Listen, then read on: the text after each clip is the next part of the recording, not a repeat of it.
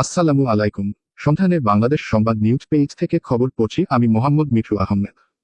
মহান স্বাধীনতার ঘোষক, বহুদলীয় গণতন্ত্রের প্রবক্তা, আধুনিক বাংলাদেশের স্থপতি শহীদ প্রেসিডেন্ট জিয়াউর রহমান বীর উত্তমের 89তম জন্ম বার্ষিকী পালিত। মোহাম্মদ আব্বাস উদ্দিন, ব্রাহ্মণবাড়িয়া জেলা প্রতিনিধি।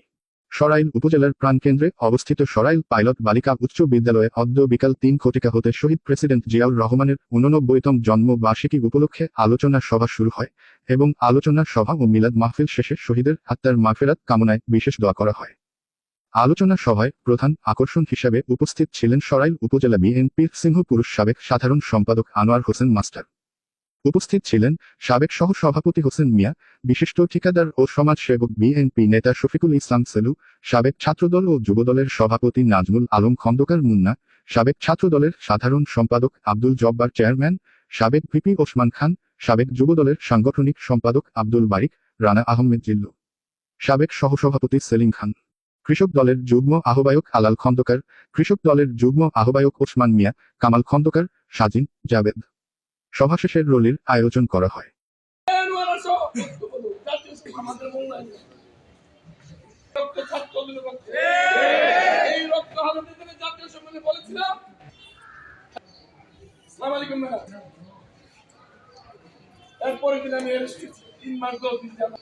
এরপরে মুক্তির পরে ম্যাডামের মুক্তির জন্য একটা দরস্ত নিয়ে তারা প্রান্তে সবার দুয়ারে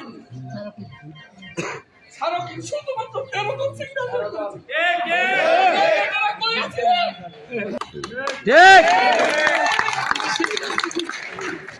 আমরা জাতির সাথে, মানুষের সাথে, সাধারণ মানুষের চকবাজি দানদানি করবো না।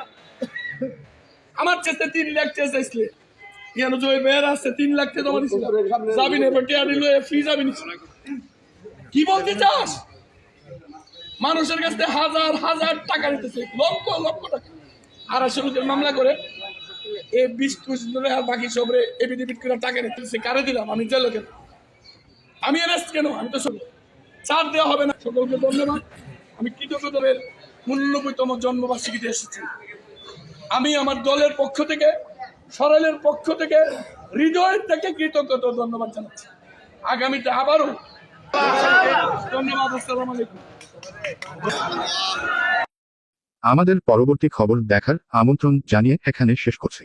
সুস্থ থাকবেন, ভালো থাকবেন আর সন্ধানে বাংলাদেশ সংবাদের সাথে থাকবেন। আল্লাহ হাফেজ।